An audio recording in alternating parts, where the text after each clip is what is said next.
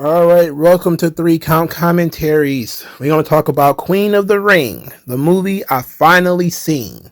It was directed by Ash Avildsen and stars Emily Bett Rickards as Mildred Burke. This is a biographical film on the life of Mildred Burke, who is the second nationally recognized women's world champion.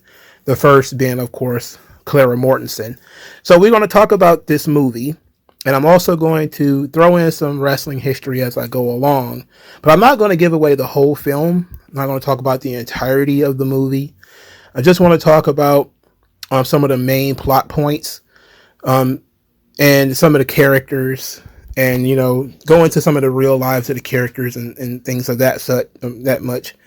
So I'm going to use a bunch of different sources. The book that the movie is based on is Queen of the Ring by Jeff Lean. I've read that book.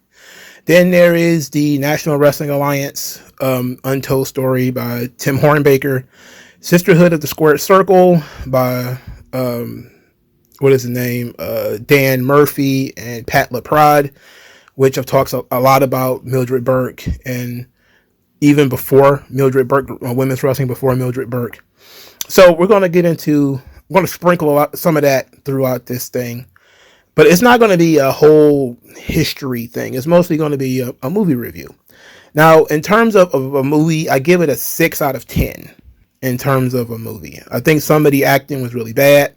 The dialogue was absolutely awful, especially anachronistic feminist language. But this movie's, I didn't know that this Ash guy was Canadian. I didn't know, but it's a kind of a dead giveaway. I will say Jim Cornette was pretty good in this. He plays the NWA commissioner, which goes unnamed, but it was likely Sam Mushnick. All right, so that's just one of the things I want to clear up from the beginning.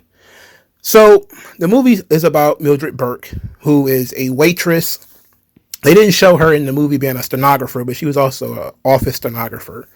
And she's working in her mother's cafe as a waitress. She's a wrestling fan. She goes to the shows. There's a lot of info dumps in terms of wrestling terminology, which I think gets a little heavy-handed in TV shows like Glow and in movies like this.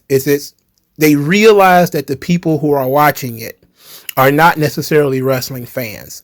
So what they do is they dump all the psychology and philosophy and language of pro wrestling into the movie.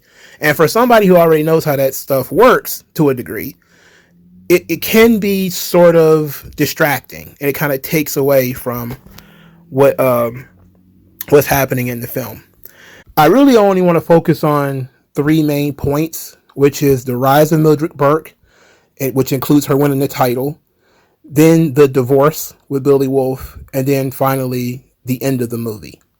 So first, I want to lay some legitimate biographical information for the characters that are important for the rise of Mildred Burke. So I'm going to talk about specifically Billy Wolf, Mildred Burke herself, and then Clara Mortensen. So William Harrison Wolfe is Billy Wolf. He was born July the 4th, 1896. He died March the 7th, 1963. He was born in Wheaton, Missouri. He fought in World War I when he was in the Army and found himself really talented at wrestling. He became the Missouri State middleweight champion in 1923, and his career pretty much peaked in May of 1932, where he lost to Charles Midget Fisher.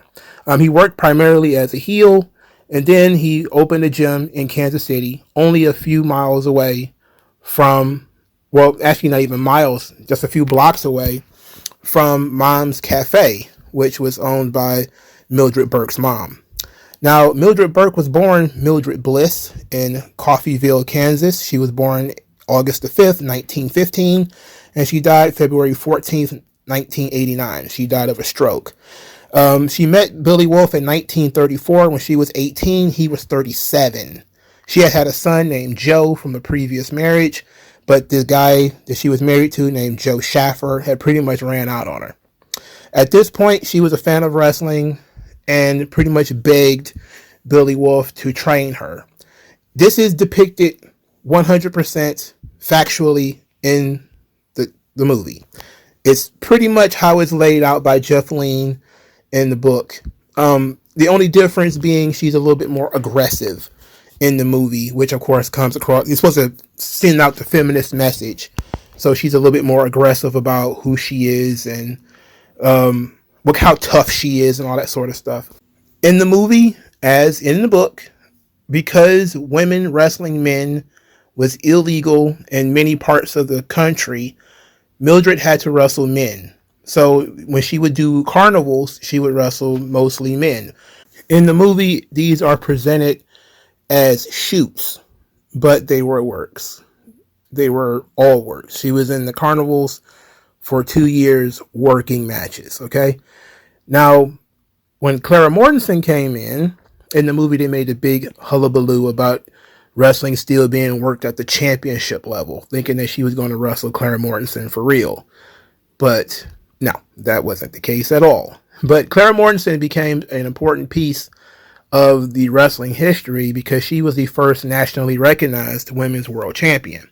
That doesn't mean she was the first women's champion. Josie Walford out of New Jersey was the first women's champion. She was recognized by the National Police Gazette, but that was mostly in the Northeast. This was in 1891. She performed mostly in carnivals and vaudeville and backed taverns and such. Women's wrestling, again, is kind of dodgy in the late 1800s, early 1900s. So they're holding matches wherever they can. Josie Walford loses the championship to Alice Williams. Now, Alice Williams was a woman who she ran concurrent with Josie Walford. She was named the champion by a different newspaper or something to that effect. But she eventually she ended up beating Walford eventually. She ended up losing the title to Laura Bennett in 1901. Laura Bennett was involved with some boxing exhibitions with her sisters, and they traveled a lot. So that's how she ended up in the business. And Cora Livingston ended up defeating Laura Bennett. Now, Cora Livingston is a very interesting case because she had won a version of the world title in 1906 where she had defeated Hazel Parker. Now, this was the women's featherweight title, quote unquote. And when she beat Laura Bennett, she became the undisputed women's champion, quote unquote. She, of course, will go on to marry Paul Bowser, who ended up being one of the most powerful promoters in the country. He was the promoter in Boston. So Cora Livingston actually retired as champion. And Clara Mortensen picks up the title in around 1932, claiming that she had defeated Cora Livingston for the belt. Of course, there's no evidence of this. She performed in many circuses and obviously worked the same carnival circuit as everybody else, but out in California. She was the daughter of Fred Mortensen, who was a wrestler, and Clara Mortensen had gotten into the business at age 16. She was one of the first female wrestlers to get national attention, had wrestled in front of 31,000 people in Honolulu, Hawaii, and she was pretty well known. She's played by Toni Storm in the movie, and Toni Storm, it was a really good choice. She doesn't have that much in the way of dialogue because I guess they're trying to really play down how important she is to the story. She's just the person with the belt that has to get the belt to Mildred Burke. So that's pretty well done, but Toni Storm was a great choice. And I believe the director said this was supposed to be Liv Morgan that was supposed to play Clara Mortensen. Okay, Toni Storm was probably a better choice, if we're being honest. So in the movie, you get the sense that there's some tension between Mortensen and Burke because Burke has to put Mortensen over. And this is true, this is in the book, that Burke had put her over so many times she was starting to get aggravated. In the movie, you see that they agreed to let Mildred Burke win one of the matches and become the champion. And then Billy Wolf got beat up by Mortensen's people because they were going back on the deal. I mean, they were making tons of money with Clara going over all the time, so why would they change their mind? Ultimately, according to the movie, once they got in the ring, Mildred Burke threatened to turn the match into a shoot, and then Clara Mortensen gave her the belt essentially and let her win. Not quite true. It was agreed that Burke would win, and she did. Clara Mortensen only lost that match. It was the only match that she lost. They worked some rematches, but Clara Mortensen never got the title back. I think it was mostly disqualifications and stuff like this. Over time, though, there was so much heat between the two that Mortensen would claim to newspapers and anybody who would ask that she actually did beat Mildred Burke and won her title back, and that she was the real women's champion. This would become a common theme with wrestling championships, is people who lost will say that they didn't lose. The promoters will say that they didn't lose because if they lost, then they couldn't make any money anymore. All that kind of stuff is happening, okay? But Clara Mortensen pretty much had to retire in 1939 because California banned women's wrestling.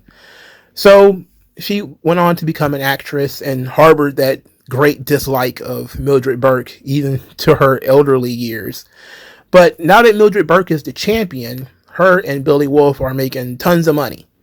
Obviously, from the very beginning of their relationship, the two of them are on rocky roads because he's twice her age, and he's essentially turned the business, they're going around collecting all of these women's wrestlers, and he's basically turned it into a brothel because he's banging pretty much all of them except for Johnny Mae Young, who we all know as Mae Young, who was the same old lady from the Attitude Era. So that's the same woman. In the movie, she is positioned as being sort of this tough old lesbian, and it's the same thing as in the book. Most people didn't know that she was a lesbian, not like it mattered, but it was pretty well known at the time that I think she was at least bisexual, and she was one of the few female wrestlers that Billy Wolf was not having sex with, but he was pretty much having sex with almost all of them. The movie did a good job of showing the betrayal that Mildred Burke felt when she first sees that Billy Wolf is sleeping around with the carnival girls, because that's when he first starts doing it. But it becomes an even bigger issue once the stable starts to grow. As Mildred becomes more and more famous, they're attracting more and more girls, and Wolf is just having sex with these girls. Some of them young, at 16. Some of them are, basically just girls down on their luck who wants a job, and this is part of the job. Very scumbag stuff here, okay? So that's pretty much the beginning of the movie, and I think that's all pretty well done.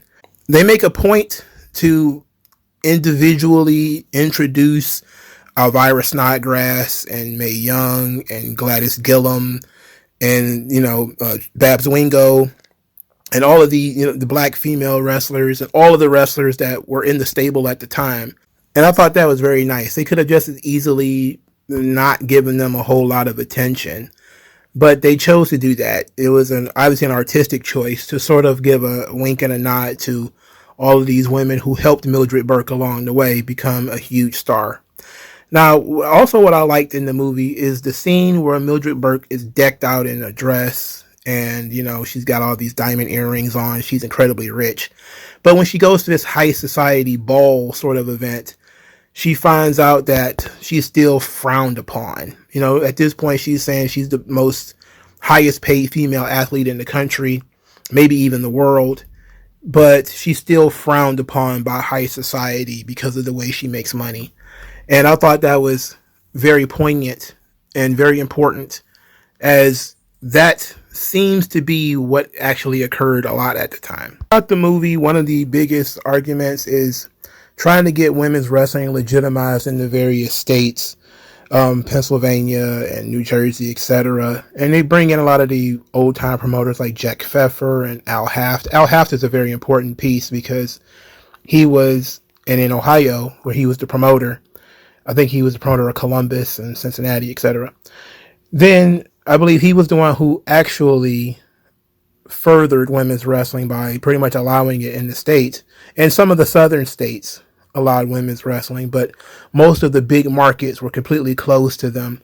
Like I said, in California would close in 1939. New York would not be open until the 1970s. So a lot of states were not really all that interested in women's wrestling. We flash back a little bit to the carnival circuit because I skipped over this, but Mildred Burke had a knee injury. This knee injury came from wrestling a woman who just showed up at the carnival one day and attacked her from behind after losing. That woman was named June Byers. She was playing by Camille Brickhouse, who of course is a wrestler for AEW, allegedly. This role was supposed to go to Charlotte, but I think Camille did a really good job here. June Byers is the wall that must be overcome in the story because there's never an actual match between Billy Wolf and Mildred Burke, clearly. So there has to be a female substitute, and that is June Byers. Now, I'm going to skip ahead because it's important and to truncate this whole thing that Wolf is still sleeping with all the girls, June Byers being one of them. In December of 1952, he decides to divorce Mildred Burke. The reason being is that she had begun an affair with his son, and technically it was abandonment and adultery. She was not having sex with him because he was having sex with all the girls, and she had started having sex with his son. So it's a really ugly situation.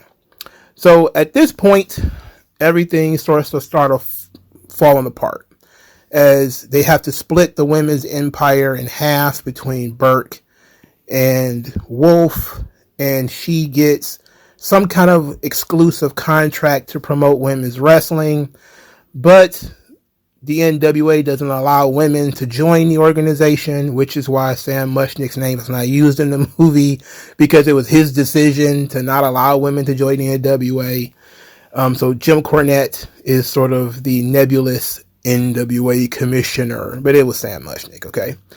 Anyway, so Mildred Burke cannot get the women booked because she's not allowed to book anybody. All these territories are now NWA territories.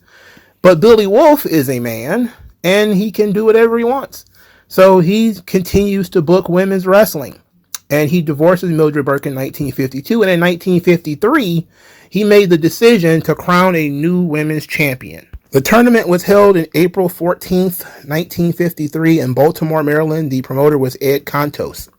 The tournament was promoted as being a sort of invitational where they would bring in all the best female wrestlers, all the claimants to the world title, and they would have one legitimate women's world champion coming out of this April tournament in Baltimore. Now, things get rocky from the beginning because in the Northeast, you got Lillian Ellison, who would later be known as the Fabulous Moolah. She's referring to herself as the women's world champion. She was not invited to this tournament.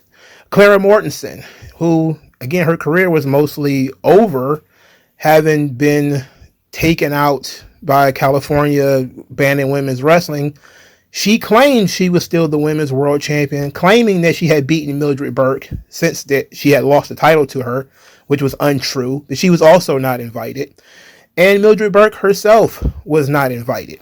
Now, at this point in time, Billy Wolf was obsessed with Nell Stewart, who was, his favorite of the girls, and he was constantly on Mildred Burke about dropping the belt to Nell Stewart, but she refused.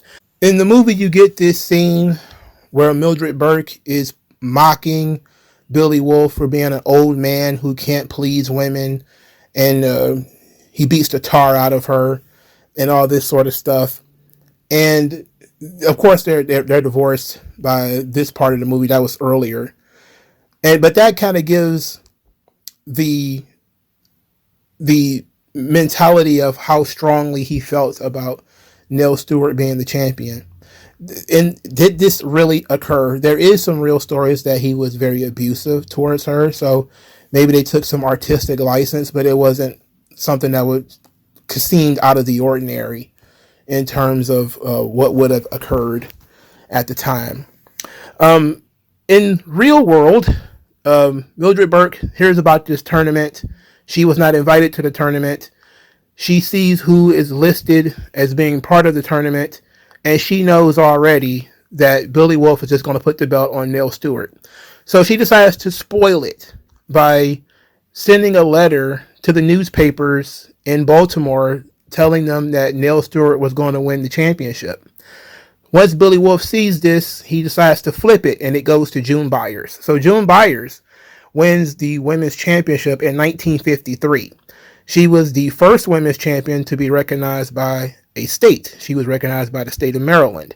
And because Billy Wolf was a NWA member, she was sort of grandfathered in as the NWA Women's Champion, even though the NWA never formally recognizes a women's world title. It never happened, but she's the closest that they would get to recognizing a women's world champion, and June Byers never lost the title. She was champion for like 10 years. But that set up the big finish at the end where Mildred Burke is broke. All of her business ventures are falling through. Billy Wolf is also kind of broke because June Byers isn't the draw that Mildred Burke was. And she marries his son. So June Byers also ran off with his son. But June Byers, of course, wants to be seen as the legitimate women's champion. And Burke wants to be the undisputed champion, as she proclaimed herself to be. And the big match comes in Atlanta in 1954.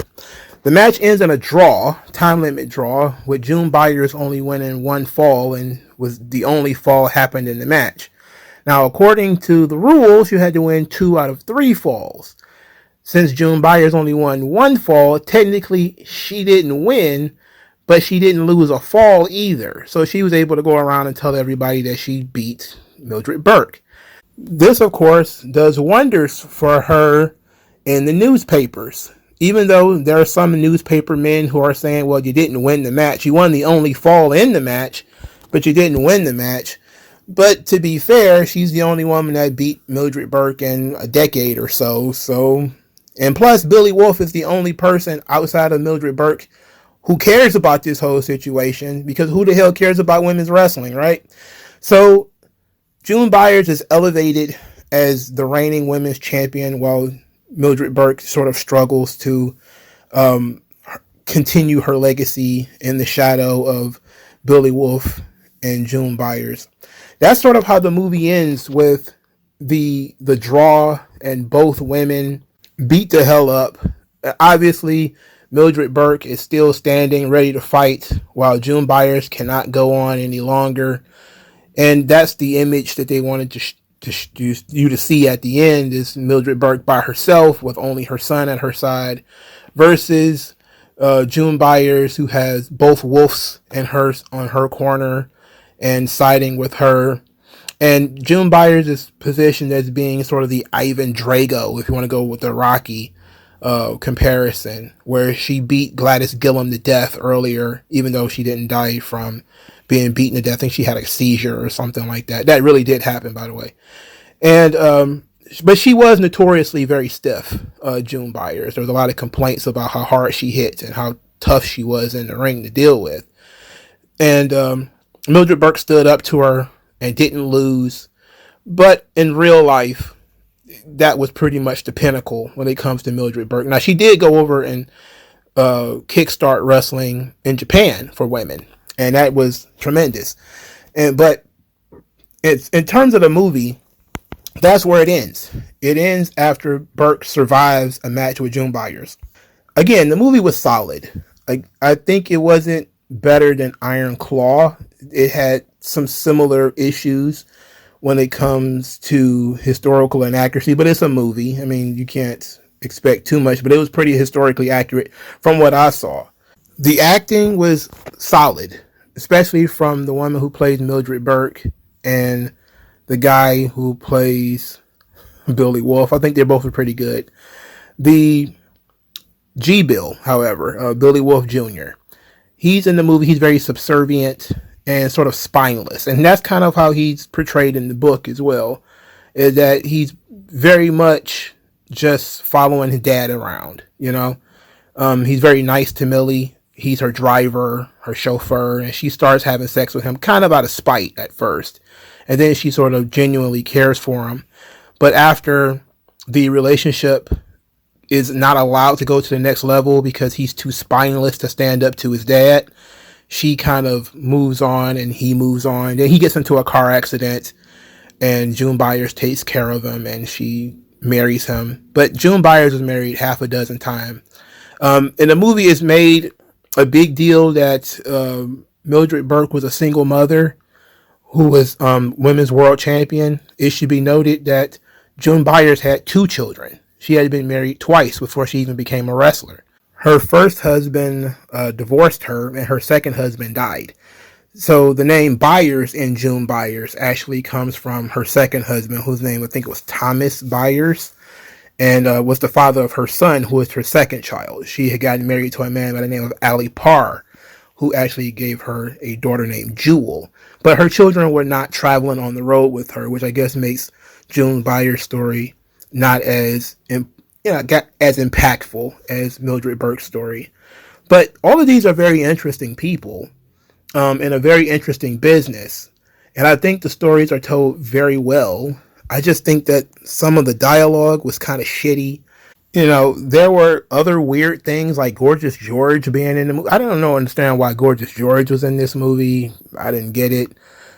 His name doesn't appear at all in the book. And I've read Gorgeous George books either, and I don't remember Mildred Burke being a friend of his, but I don't know. But they were contemporaries, I guess, both coming up through the 30s and 40s and 50s to the age of television. But I don't know if they had any sort of relationship as far as being friends or anything. Maybe they did.